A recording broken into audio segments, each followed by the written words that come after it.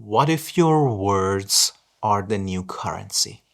Good conversation buys trust, loyalty, and even opportunity. We are rarely have a good conversation or communicate properly. It's not that people don't care, it's that we don't know how to connect anymore. And yes, I live this.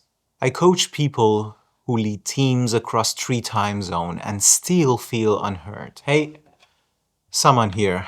Let's make you unforgettable in almost every conversation. Picture this. You wake up, you scroll, you reply with LOL when you're not laughing. You write sure when you mean not really, and leave virtual meetings more confused than when you joined them. You talk all day, yet feels disconnected. Here's the cost. You lose influence, intimacy, and impact. Most people say just talk more, speak up, or schedule a meeting. But talking more isn't a fix. It adds just more noise. I learned that in a hard way. A client once typed a 4-paragraph message to their teammate. Polite, detailed, precise. The teammate, on the other hand, responded with okay, just okay. That one word broke their trust. You may ask why, what the hell, how could it happen? Because it wasn't about the content, because my client felt never heard in the first place. The problem isn't the screen, it's the lack of signal. In a digital world, your words are naked. No tone, no eyes, no body language, no facial expression properly. Here's the twist. We type more than we talk now. Yet, miscommunication is exploding. Psychologists calls it metacommunication. It's not what you say, it's how they feel reading it. And in my coaching work, that's what changes everything. When we fixed a communication in one remote team, their project delays dropped 60% in 2 quarters. So let's flip the game. Good communication isn't a gift. It's a trained skill. It's a built muscle. Do you want proof? A study from MIT's Human Dynamics Labs showed that biggest predictor of a team success isn't intelligence or skill. It's energy and engagement in communication. Here's how I use that with leaders in remote organization. We designed a communication system with feedback loops, sync pattern, and tone checks. Now you can do the same with 4 steps. Signal first, mirror with meaning, name the feeling, close the loop. So let's start. Step 1 is signal first. Your message is a door. Sure, got it, okay. These are digital signals.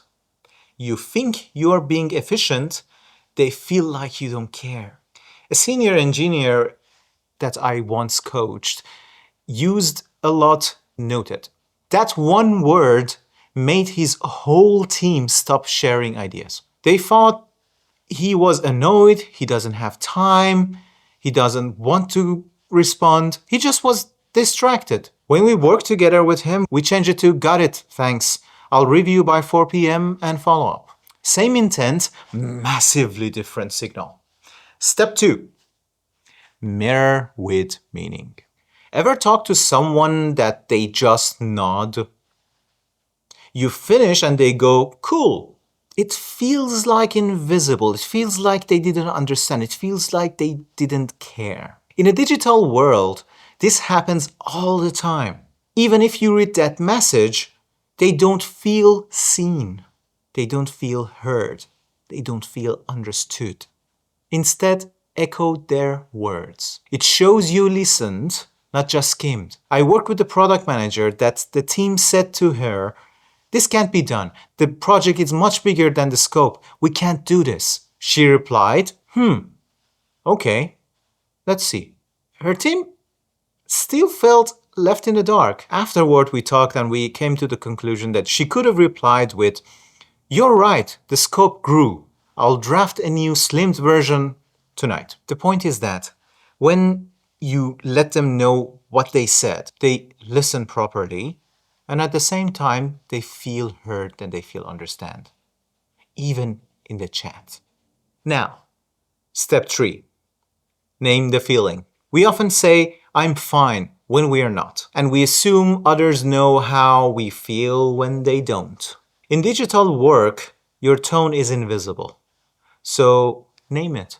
Every time that you write a chat message, name it. You might feel curious, excited, worried. Say it.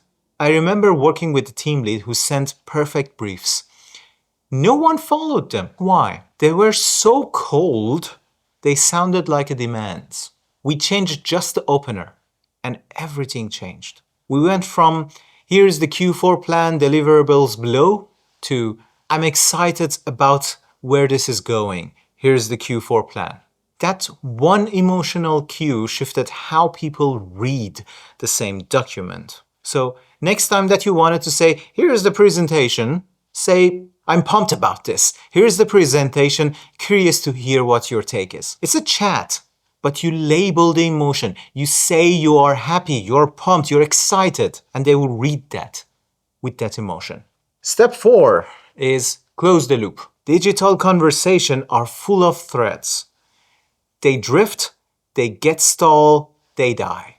You send a message and you think it's done, and they think it's just a draft. Silence grows, doubt grows. I saw this in a team also. They kept losing momentum. Everyone was waiting for someone else to finish their thoughts. We added one rule. No message ends without a next visible step. That means date, action, or follow-ups. We don't say, let's revisit this.